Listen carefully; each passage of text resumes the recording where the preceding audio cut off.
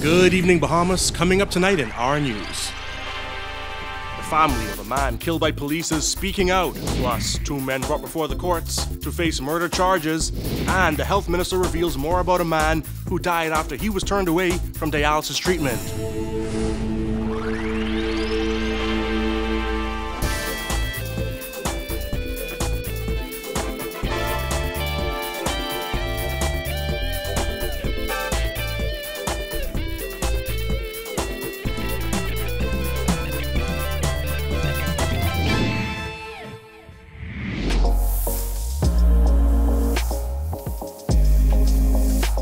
Our News is brought to you by Alive. Welcome to Our News and thanks for joining us. I'm Jared Higgs. Topping news tonight, Her Majesty's coroner is investigating a police-involved shooting that left a man dead on Wednesday night. According to police, the situation unfolded after they were shot at during a response to reports of shots being fired. Well, the parents of the man who was killed are speaking out, and they say their son often found himself running away from the police. Friends and family of Barry McPhee Jr. sobbed openly as word began to spread of the 29-year-old's death. BJ's all right. He was in one of the best, but he was all right. 55-year-old Sharon McPhee was frank when speaking about her son, whom she says had several run-ins with officers. Police say they responded to reports of gunshots being fired on Quintine Alley last night and observed a man on a roof who fired shots at them before running away. According to police reports, it was shortly after that when McPhee Jr. emerged from bushes on Woods Alley and reportedly reached for an object in his pants. It was then that he was shot by police who say they were in fear of their lives. His grieving mother says he leaves behind more than just his 4-year-old daughter. And his girlfriend expecting it any minute now. McPhee's family says he was known to evade police capture and had been shot 3 times in the past year. First time, he gets shot through Milton Street. The second time was August Monday meeting, and a couple of us were standing in the road. And, you know, when he see the police, he's run. He run through the back of the yard, and he gets shot on his little small finger. I know he like running from the police, you know, and it wasn't far from my weekend, you know. I know. The victim's father, Barry McPhee Sr., says he was working nearby when he heard the gunshots. He says he immediately suspected his son may be involved. I was working, you know, because I had a little job on the corner every weekend. I heard the shots and everything. So I said to myself, that must be my son. He break off running to the policeman to shoot him or something like that, you know what I mean? But I didn't really take it serious, so I going back on my job. Finish work. Back on July 20th, wanted suspect Dario Tinker was shot by police on Williams Lane off Shirley Street. Just over a month later, on August 24th, police shot and killed a man on a motorcycle who they say fired shots in their direction. On May 27th, 20-year-old D'Angelo Evans was shot dead by police in Mason's Addition by officers responding to an armed robbery. Evans' family and witnesses have strongly refuted his involvement in that armed robbery. Oh, now it's the next set. Next shooting. With Christmas just days away, the McPhees say this will be an especially difficult holiday for them. The family lost another son last year, a loss Sharon McPhee says she still hasn't recovered from. My other son was 36. I've been here over one. Now next one gone. And as loved ones sobbed loudly in the background, a stoic mother likened her situation to a disturbing slumber. Well, that's a dream you can't wake up from because he ain't coming back. 2 men were brought before the magistrate's court on separate charges of murder. Gillian Gray tells us more.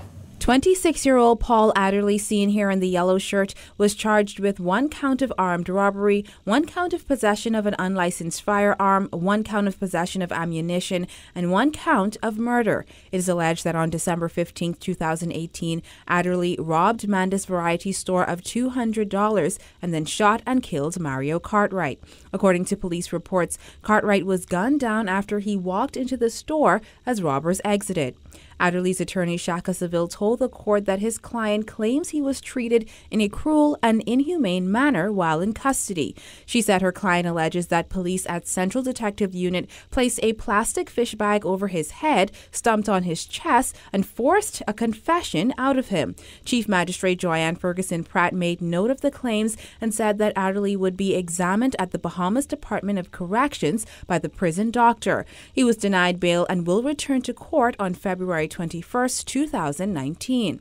Also arraigned on murder charges Thursday is Franklin Edgecombe, seen in the gray jacket. It is alleged that on Tuesday, the 11th of December, Ferguson unlawfully caused the death of Rico Ricardo Archer. According to police reports, Archer was shot in the area of Fort Finn Castle shortly after 8 p.m.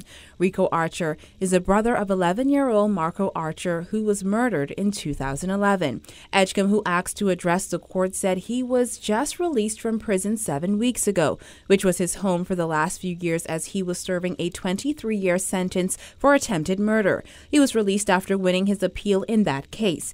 Edgecombe said he does not know the victim and has no knowledge of the incident. He told the court that reports were made to the police station about a girl's baby daddy who may be responsible for the incident. The magistrate made note of the claims and remanded Edgecombe to the Bahamas Department of Corrections until February 21, 2019, when he will return to court for the presentation of a VBI. Reporting for our news, I'm Jillian Gray. Thanks, Jillian. Health Minister Dr. Dwayne Sands says there's more to the story of the man who died after he was turned away from dialysis treatment at Princess Margaret Hospital. The minister said officials are investigating whether the man was consistent with his treatment. The health minister called it an unfortunate event, but insisted it puts a human face to the decades of institutional inertia. Jasmine Brown has his candid comments in this report. Dr. Sands confirming that the Ministry of Health is investigating the death of 25-year-old Neil Bethel. He told our news team that officials are looking into whether Bethel kept up with his treatments. There's considerably more to this story than meets the eye and which has been reported on social media and even in the mass media. What we're trying to determine is the frequency of dialysis of the patient over the last 2 months, relative to the prescribed or expected number of treatments, and whether or not those missed treatments were as a result of challenges with the dialysis unit or because the patient himself did not present for dialysis. And here's what the investigations have revealed so far. As we look, there's a significant difference from the number of dialysis sessions that the patient should have had and the number of sessions that he did have. Ultimately, when the patient presented to the hospital, it was impossible to dialyze him. There were other patients with similar needs who were being dialyzed. And in the ensuing hours, the patient developed what we call pulmonary edema and ended up with a cardiopulmonary arrest. The father of one was turned away from receiving dialysis treatment at Princess Margaret Hospital on Monday. Bethel was among several patients scheduled to receive treatment at 4 p.m. Our news understands the dialysis unit was forced to turn patients away on Monday due to a staff shortage.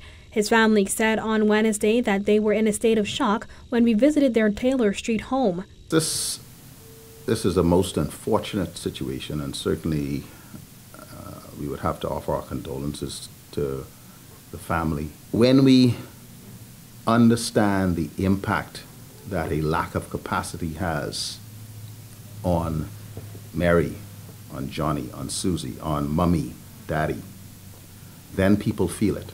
When you translate discussions about staff shortages into a waiting time for a sick baby in the emergency room, when we see little children that spend 2 days, 3 days in accident and emergency waiting for a bed, then it strikes home.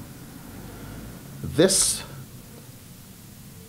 incident puts a face and a name to years of institutional inertia. Our news team has reported on the extensive issues plaguing the dialysis unit, even getting a first-hand look at the dire state of the unit in October. And in a July 2018 memorandum prepared by then-hospital administrator Mary Walker revealed that the unit was in crisis because of a shortage of trained nurses, dialysis machines plagued with operational failures, a leaky ceiling, flooding, and a malfunctioning air conditioning system. At the time of the report, the unit was caring for 175 chronic patients who were receiving 2 hours and 30 minutes of treatment, as opposed to the optimal treatment period recognized as 3 hours and 30 minutes to 4 hours. It also had 20 treatment stations and 22 dialysis machines. Sands said that currently PMH's dialysis unit treats 200 patients, despite only having the proper capacity to treat about 120 patients. About 420 patients are being outsourced to the private sector. We have to move forward with solutions. I suspect that the solutions will mean that we will outsource an additional number of patients, 50, 60 or more patients, to the private sector. Once that decision is made, that doesn't happen immediately because those patients have to be screened for infections, to look at their blood work before they can be accepted into some of these units. Reporting for Our News, I'm Jasmine Brown. Thanks, Jasmine. The local fishermen are slamming what they call Foreign Affairs Minister Darren Henfield's lukewarm response and soft words on the issue of Dominican poachers whom they accuse of raping and plundering Bahamian waters like pirates. Henfield told reporters outside Cabinet on Tuesday that the Dominican Republic has expressed concern about Dominican poachers' lengthy prison sentences in the Bahamas. However, he said he's encouraged by the Dominican government's commitment to reducing poaching by tracking their vessels. Well, the Bahamas Commercial Fishers Alliance and Spanish Wells Fishing Association weren't impressed, asserting in a joint statement the Bahamas fishing community is extremely disappointed in the statement from the Minister of Foreign Affairs and would have expected a stronger position in defense of our citizens. Fishermen say they face unending threats with little support from the agencies charged to protect them. They feel Henfield's lukewarm words translate to no tangible action. Still to come on Our News, a look at Junkanoo ticket sales ahead of the big parade on Bay. Plus, the Marijuana Committee to ramp up education efforts next year. That's coming up when Our News returns.